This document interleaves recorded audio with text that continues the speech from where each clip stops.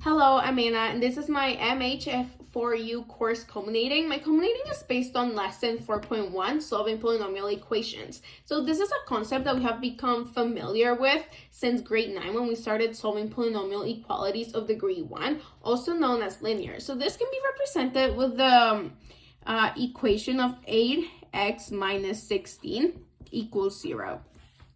So because x is to the power of 1, we can just, in this linear, we can just simply solve this by isolation and by following SAMDEP.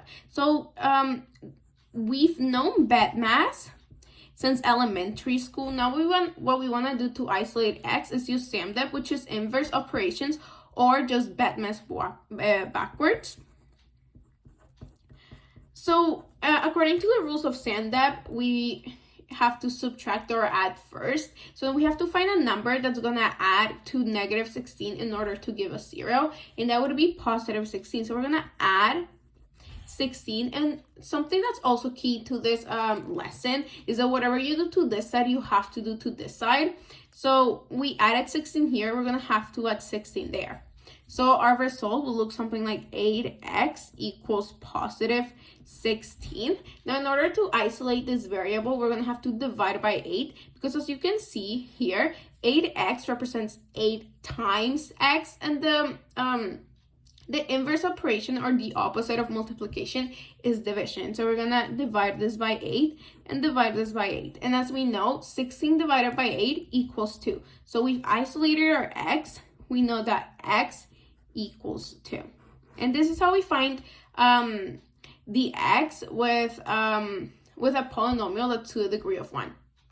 After being taught how to find x with isolation in grade 9, in grade 10 we learned how to solve polynomial equalities of degree 2, or quadratic equalities, which can be represented in such like 4x squared minus 12x plus 8 equals to 0. And what you want to do here is start to factor. So quadratics can also be solved by isolation, but it's so much better and easier to do it by factoring. So first you want to find the greatest common factor between these numbers, and that would be 4. So you're going to do 4 times x squared minus 4 times negative 3 gives you negative 12. So we're going to put a 3x plus, we have a plus here, 8 divided by 4, 2,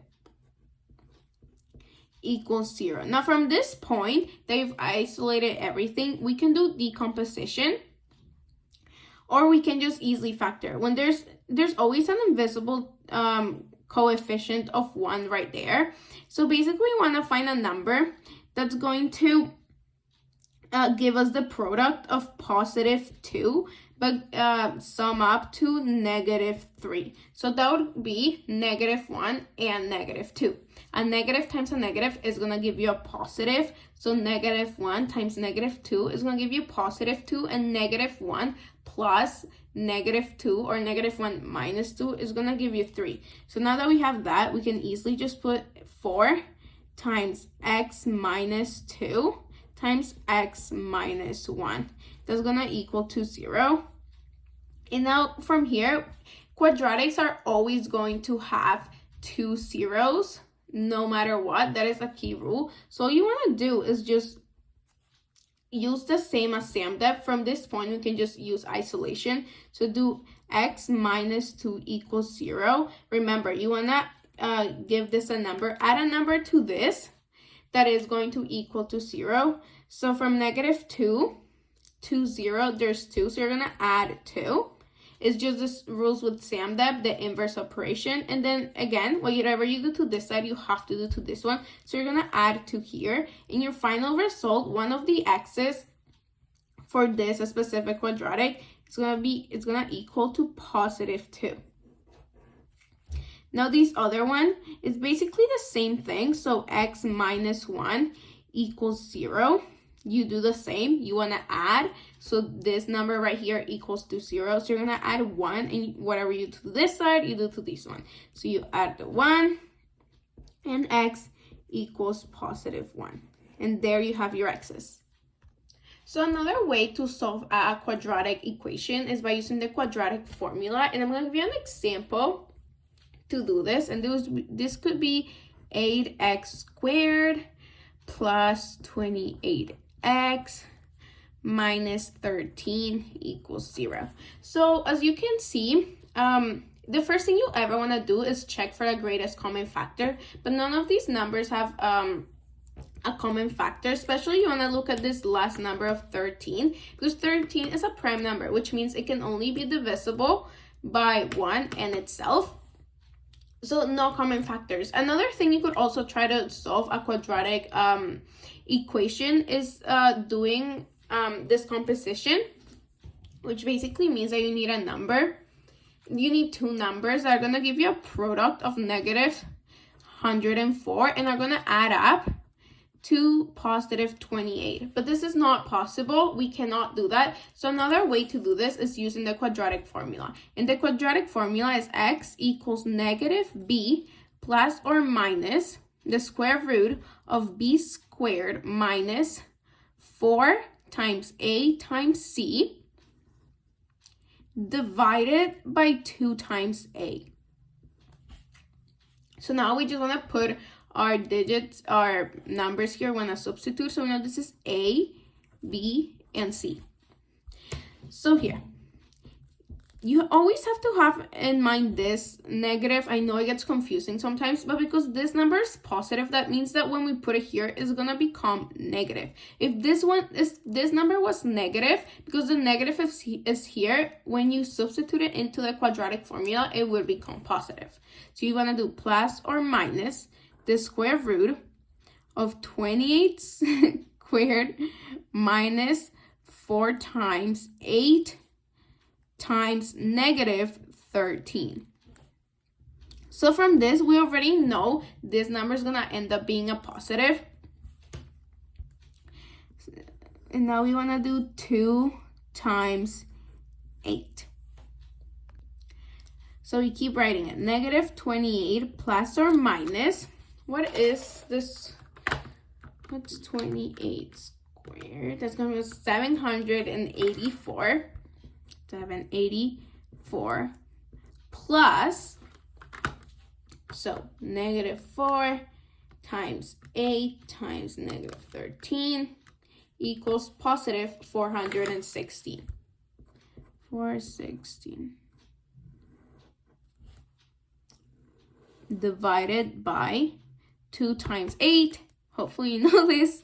It's 16. Now we do negative 28 plus or minus the square root of 784 plus 416. Whoa, that's perfect. Okay, so 1,200 over 16. Now, that is a crazy number. So we're not going to simplify it into lower terms. Now again, like I previously mentioned, quadratics are always going to have two x's. So that's why it's very important to take in that there's a plus and a minus in the quadratic formula. So one of our x's is going to equal negative 28 plus the square root of 1,200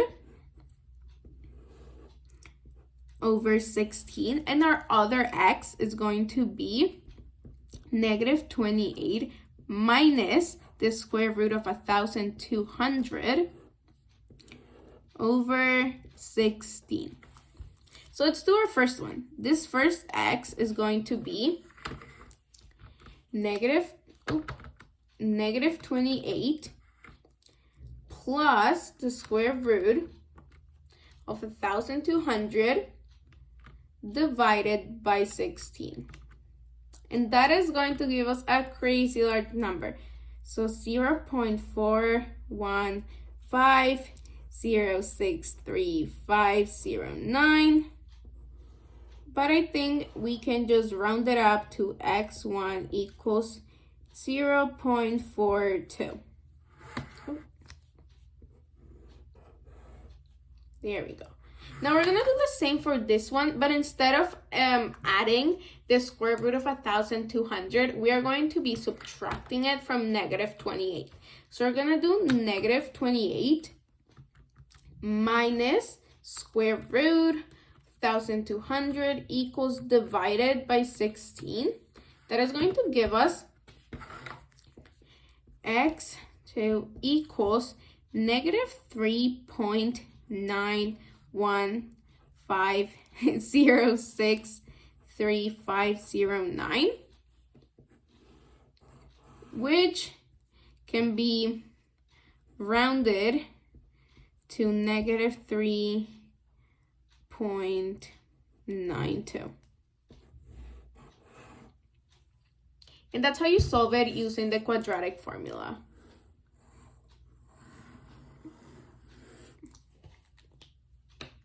Okay, so now we're gonna solve a polynomial equation with a degree of 4.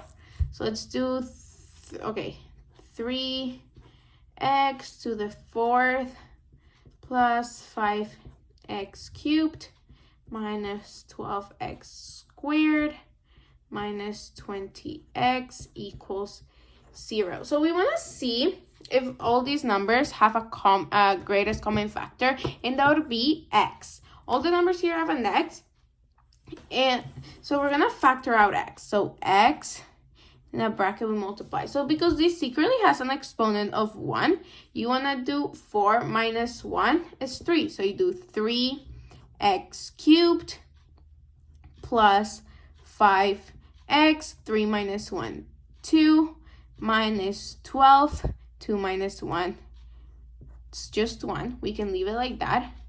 Minus 21 minus 1, 0. So no x. These equals 0. So from this point, we can find a number out of the factors of negative 20. So plus or minus 1, plus and minus 2, plus and minus 3, plus and minus 4. Oh, no, not minus 3, sorry. Plus and minus 5, plus and minus 10, plus and minus, that's it. So 1, 2, 4, 5, 10. Oh, plus and minus 20, of course. So we're going to use the factor theorem. So now we have to try each of these numbers to see which one, when we substitute it for x, is going to give us 0. So 1, 2, 3. Okay, so my magic powers have helped me discover that when x equals 2, would get 0. So we're going to do this. Since f of 2 equals 0, x minus 2 is a factor. So we do 0 equals x, because you never want to forget about this x that we have here. Even though we took it out, it's always going to be there because we need to multiply it when we have everything in factor form. When it's expanded again, we need this x in order to get our x to the 4th, x cubed, x squared, and our x here. So we leave the x there, and then we put our x minus 2. And we have that. Now from this point, we're gonna divide. So we're gonna have x minus 2, and we're gonna have 3x cubed plus 5x squared minus 12x minus 20. So we have 3x squared, have 3x cubed, because we multiply, right? So whenever we see that we need here, we're gonna put here, but minus 1 in the exponent. Have that, then we do negative 2 times 3x squared, so that'll be negative 6x x squared. Now put this in brackets because we're going to be subtracting this, and we don't want to confuse this subtraction sign with a negative sign in front of the 3. So there we get 0 here. And negative and negative makes a positive, so it will be 5 plus 6. This would be 11x squared. We bring down the 12x.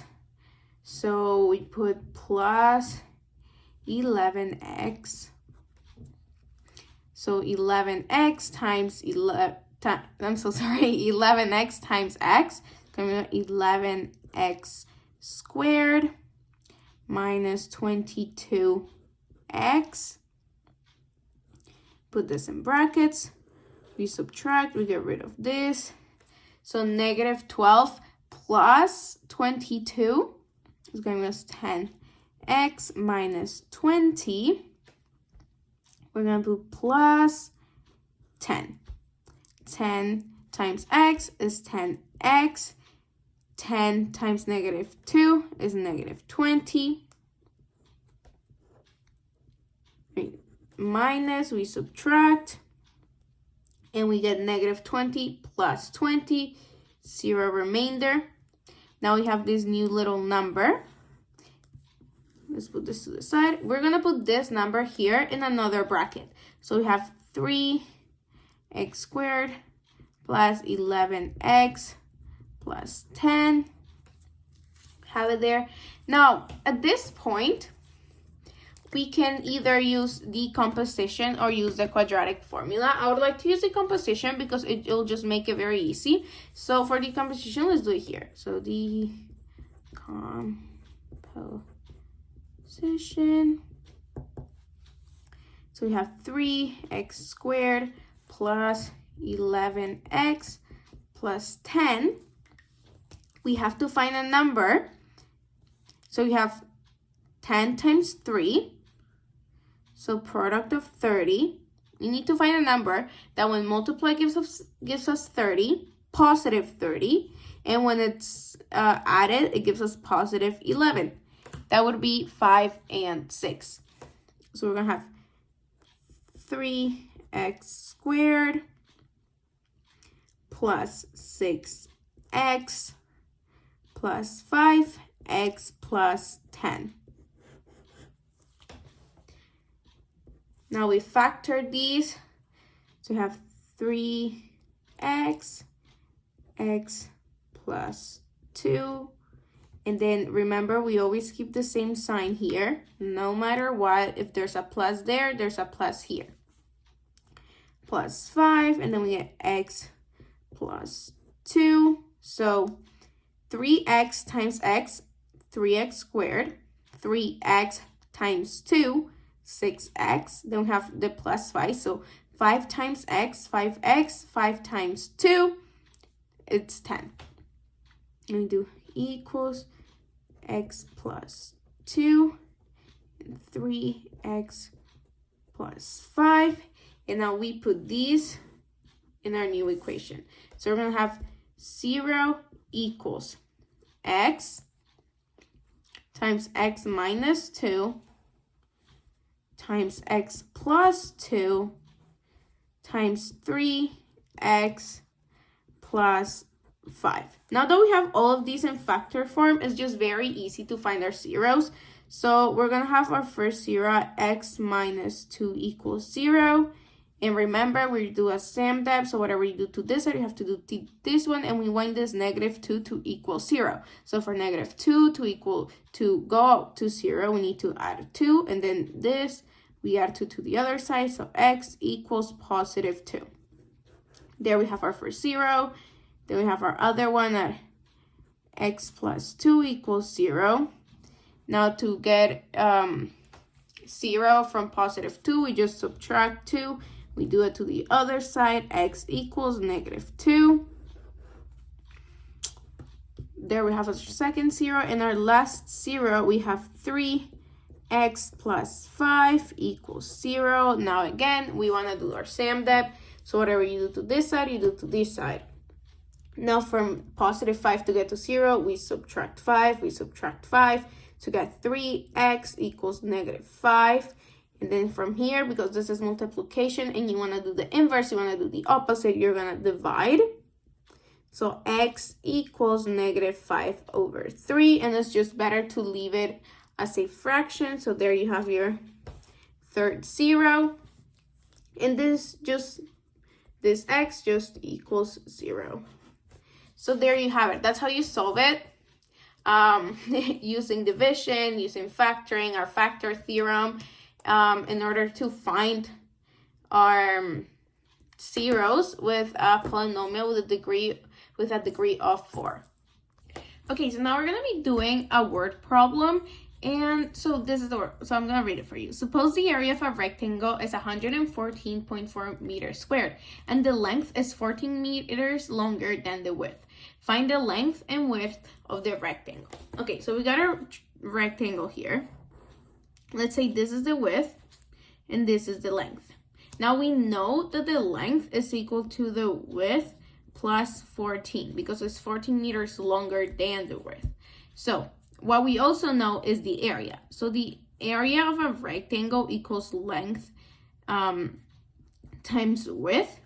And we know the area is 114.4 meters squared, which equals to our length. So W plus 14. We have to multiply this because by finding the area, we need to multiply length times width. Then we multiply this by our width. Now we expand. So 114.4 equals W squared plus 14W. Now, because we want this side to equal 0, we're just going to subtract 114.4 from this side, which means we're always going to have to do it from this side as well. So 0 equals W squared plus 14W minus 114.4. Now we've got our quadratic formula, and we could either use decomposition and factor with it, or we could use the quadratic formula, which is what I'm gonna choose to do in this case, because I'm sure there are factors here. It's just impossible to find out. It'll take so long. So we're gonna do W equals, remember, this is A, B, and C, or A, B, C values. So you've got W equals negative B, so negative 14, plus or minus the square root of B, the square root of B squared minus 4 times A, so that's 1, times C, which is negative 114.4 over 2 times 1. And then we have negative 14 plus or minus.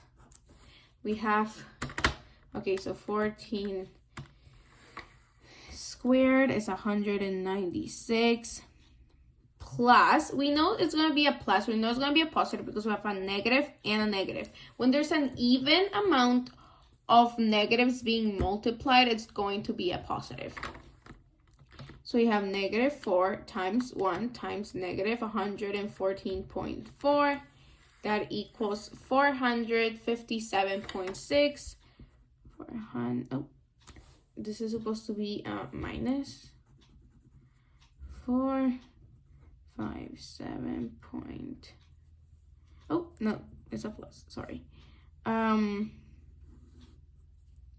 This over 2. So we have this equals to negative 14 plus or minus the square root of this plus 196 equals 653.6 over 2.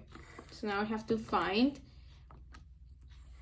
the square root of 653.6, which equals this very long number that we're not gonna write. So to simplify things, we have we have W1 equals negative 14. Remember this plus and minus, this is when the plus and minus comes into play. So one of our W's is gonna be plus the square root of 653.6, and the other one is gonna be negative 14 minus that. So negative 14 plus the square root of 653.6 over 2, and then W2 is going to equal negative 14 minus square root of 653.6 over 2. So you've got negative 14 plus the square root of 653.6 equals divided by 2. We've got W1 equals 5.7828000945. We can simplify it to W1. Round it to W1 equals 5.8 meters. Then we've got our W2 equals negative 14 minus the square root of 653.6 equals divided by 2. We've got negative 19.78280009 equals, we can just round it to 19.8. Now we know this isn't going to be the answer because you can't have negative meters. So this is just a big no-no, meaning that our W, our width, is going to be 5.8 meters. Now that we have this, let's find the actual values of the width and the length. So we know that our W, our width, is 5.8 meters. So width equals 5.8 meters. And then our length equals 5.8 plus 14. So 5.8 plus 14 equals 19.8. So our length is approximately, so I'm gonna put a little dot on top of the equal because this isn't the exact value, it's just an approximate. So I'm going to put the length is approximately equal to 19.8. Now that we have this, let's calculate the area. So area equals our length times our width, which is equals to 19.8 times 5.8 equals 14.84. Which is honestly close enough, knowing that we rounded both our answers. So yeah, this is how you solve it. Now let's move on. Now I just want to add that if we did use the exact amount of what our W actually gave us, so negative 14 plus square root of 653.6 divided by 2, and we times this by our answer plus 14, we would get exactly 14.4. You can see it there. So this way does work. I didn't want to leave it as, oh, it's actually 114.84 but no, this is approximately what rounding up do. So it's not always good to round up because you can get numbers that are a couple decimals away from the actual answer, but this is a general way of solving a problem like this. So yeah, let's do. Thank you for watching. That was what I had today. I hope I was able to properly explain the isolation, factoring, the quadratic formula, and the last work problem I did. I really tried my best to teach. I'm clearly not the best teacher. It was impossible for me to come up with almost impossible for me to come up with my own examples. I just had to try so much. And I have a very strong respect for teachers now because I could never do it. I just cannot teach, cannot explain. So yeah, thank you for watching. This was Anna trying to teach how to solve polynomials. It's kind of just muscle memory for me at this point, so it's very hard to explain. But I hope it helped a little, or I got a good mark. Thank you.